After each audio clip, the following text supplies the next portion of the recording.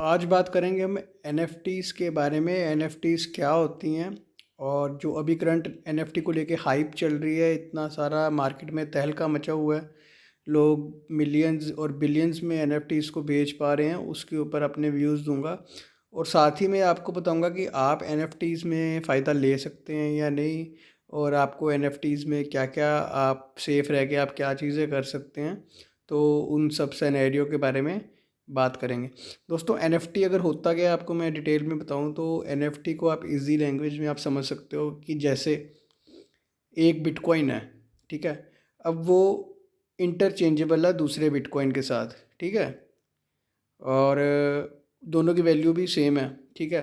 तो ये हो गया fungible. Bitcoin is very fungible, ठीक है। ये चीज़ हो गई। सेम चीज़ डॉलर के साथ है। एक डॉलर की वैल्यू दूसरे डॉलर से सेम है, तो डॉलर भी फंजिबल हुआ। यहाँ पे क्रिप्टो और जो फियाट है, पेपर करेंसी है, वो तो होगी उसकी फंजिबल नेचर। अब बात करते हैं रियल एस्टेट के बारे में, या जैसे हमारी हाउसिंग प्रॉपर्टी हो गई, घर हो गए, मकान हो गए, ठीक है। अब ये आप इसी से आपको मालूम पड़ेगा कि जो घर और कोठी और जो अपना रियल एस्टेट हो गई, ये हो गई नॉन फंजिबल। कैसे, मैं बताता हूँ। दोस्तों, मान लो आपका घर एक मुंबई में है, एक अपार्टमेंट या एक विला है, और वो सी फेसिंग है, ठीक है। और साथ ही में दूसरे एरिया में एक और अपार्टमेंट है जिसके आप आसपास कहीं भी कोई सी नहीं है, समुंदर नहीं है। तो क्या दोनों की वैल्यू सेम होगी? अगर आपके पास सी फेसिंग वाला घर है, आप उसको दे दोगे दूसरे के बदले में? नहीं दोगे, क्योंकि उन दोनों की वैल्यू में तो डिफरेंस होगा ना। एक प्राइम लोकेशन पे है, दूसरा नॉर्मल लोकेशन पे है, तो दोनों की वैल्यू में फ़र्क हो गया। तो वो इंटरचेंजेबल नहीं है ना। क्यों इंटरचेंजेबल नहीं है? क्योंकि वैल्यू में फ़र्क है। वैल्यू में क्यों फ़र्क है? क्योंकि उनके करैक्टरिस्टिक्स में फ़र्क है। करैक्टरिस्टिक्स में क्या फ़र्क है? वो उसकी जो लोकेशन है वो प्राइम है, वहाँ पे धूप कितनी आती है, पानी कितना आता है, नॉर्थ फेसिंग है, ईस्ट फेसिंग है, उसका जो फ्रंट है वो कितना है, सी फेसिंग है कि नहीं, ठीक है। ये चीज़ होगी। अब एनएफटीज़ में भी, जो क्रिप्टो में एनएफटीज़ हैं, जो क्रिप्टो किटीज़ हो गया, या जो पेंटिंग्स हो गई, ये सारी पेंटिंग्स अलग है ना। एक पेंटिंग जो है वो दूसरी के साथ इंटरचेंजेबल नहीं है ना। और ये एनएफटीज़ का जो हो गया, ये अगर ब्लॉकचेन पे रजिस्टर्ड होए, तो ब्लॉकचेन के साथ हो, तो उसकी एक ट्रू आइडेंटिटी पता लग जाती है, जिस पे कोई भी कंफ्यूजन नहीं होगी। उसका एक ओनर ट्रेस करने में कोई प्रॉब्लम नहीं होगी, और ओनर आपको भी ब्लॉकचेन पे मिल जाएगा। अगर वो थीरियम पे है तो थीरियम की ब्लॉकचेन पे उसका ओनर मिल जाएगा। तो ये हो गया दोस्तों बेसिक्स। अब बात करते हैं इसकी हाइप जो भी चल रही है मार्केट में, उसके बारे में, और आप सेफ कैसे रह सकते हैं, और आपको कौन सी दो चीज़ों का ध्यान रखना है अगर आप कोई एनएफटी बाय कर रहे हैं। दोस्तों, अभी क्या हो रहा है, जैसे 2017 में एक आईसीओस का बूम आया था, और अभी 2020 में डीफाई का ईयर रहा था। अभी क्या है, 2021 में ना एनएफटी का ट्रेंड आ गया। तो बहुत सारे लोग एनएफटीज़ को कुछ लोग महंगे में ख़रीद के सस्ते में भी नहीं बेच पा रहे, और कुछ लोग सस्ते में ख़रीद के बहुत महंगे में बेच पा रहे हैं। तो बहुत सारा इस पे एक बहुत ज़्यादा एक अच्छी मार्केट इसमें बन गई है, ज़्यादा वॉल्यूम वाली। तो अब हो क्या रहा है कि जिसने कोई कंपनी है, ठीक है, मान लो कोई कंपनी है, क्रिप्टो की कंपनी आप मान लो, या क्रिप्टो की नहीं, आप अभी मैं आपको बताता हूँ। आपको नॉर्मल आर्टिस्ट है, ठीक है, कोई आर्टिस्ट है, वो पेंटिंग्स बनाता है। अभी हम क्रिप्ट कंपनीज की बाद में बात करेंगे। आप अभी एक नॉर्मल आर्टिस्ट की बात करो जो पेंटिंग्स बनाता है, और वो उसको ब्लॉकचेन की समझ आया, तो वो इथेरियम पे आके अपना जो आर्ट वर्क है, जो अपना आर्ट है, उसको टोकनाइज करके एनएफटीज़ की फॉर्म में उसने सेल पे लगा दिया, ठीक है। और अभी मैं एक इन्वेस्टर हूँ, मैं सोचता हूँ कि ये पेंटिंग अच्छी है, और चलो ये ख़रीद लेते हैं कल को $2 में, या $10 में, या $100 में ख़रीद लेते हैं। कल को इसका वैल्यू हो जाएगा $1000, $10,000, तो बेच देंगे, ठीक है। अब होने को क्या हो सकता है, वो तो क्रिप्टो है, कुछ भी हो सकता है।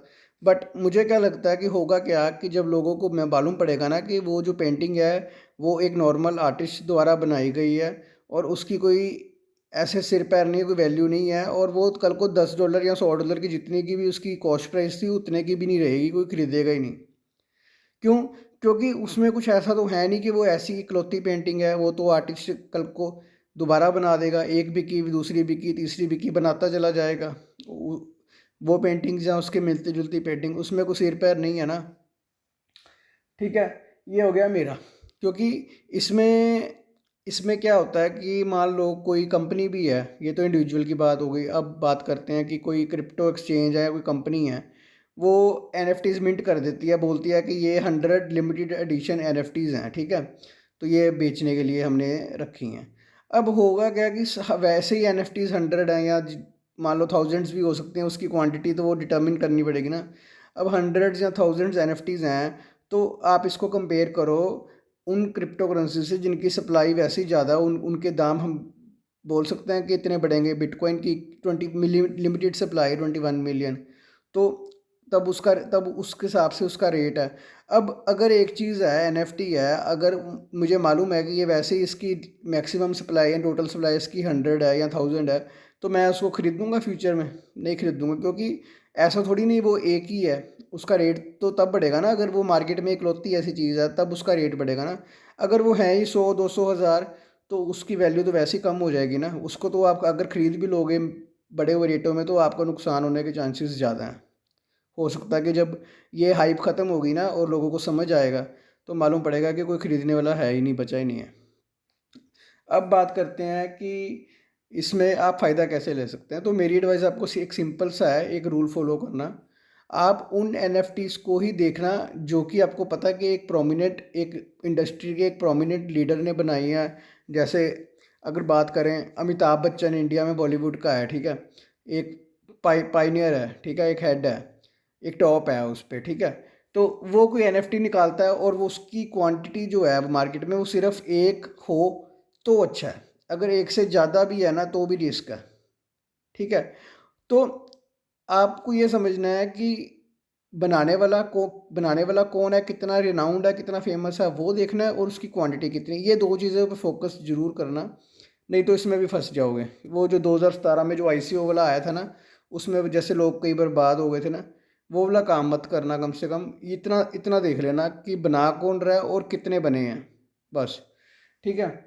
और हर एक एनएफटी खरीदने वाली होगी भी नहीं, हर एक एनएफटी का रेट बढ़ेगा भी नहीं, ये चीज़ समझ लो। अभी जो करंट हाइप चल रही है उसमें हो सकता है कि कोई बेकार से बेकार एनएफटी का भी रेट बढ़ जाए, क्योंकि 2017 में ऐसे हुआ था। जिस टोकन का कोई सिर पैर नहीं है, जिस टोकन का कोई यूज़ केस नहीं है, जिसकी कोई हाइप भी नहीं है, फिर भी बढ़ते जा रहा था।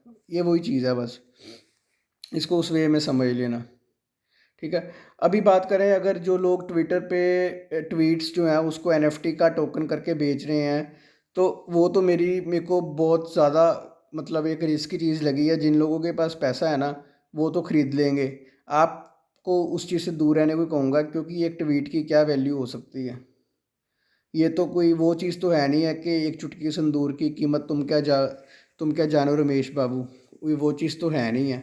एक ट्वीट है, कल को उस बंदे ने उसका अकाउंट ही डिलीट हो गया या कुछ हो गया, तो वो ना ट्वीट भी दिखेगी नहीं ट्विटर पे, बस एक वही रह जाएगा, एक मैसेज रह जाएगा बस आपके हाथों में, ठीक है। अब जैसे जस्टिन सन ने ख़रीदा जैक डोर्सी का ट्वीट, ठीक है, पता नहीं कितने $1 मिलियन में, आई थिंक $2 मिलियन में। तो उसके पास पैसे हैं भैया, वो ट्रॉन को बेचता है, ट्रॉन को डंप करता है इन्वेस्टर्स पे, ठीक है। पहले ट्रॉन को बेचता है, फिर एनएफटी ख़रीदता है, फिर एनएफटी का क्या करेगा उसका कुछ पता नहीं, ठीक है। तो वो पैसा तो लोगों का है ना, उसने थोड़ी नहीं, वो कोई ऐसा थोड़ी कि उसने कमाए हैं मेहनत से।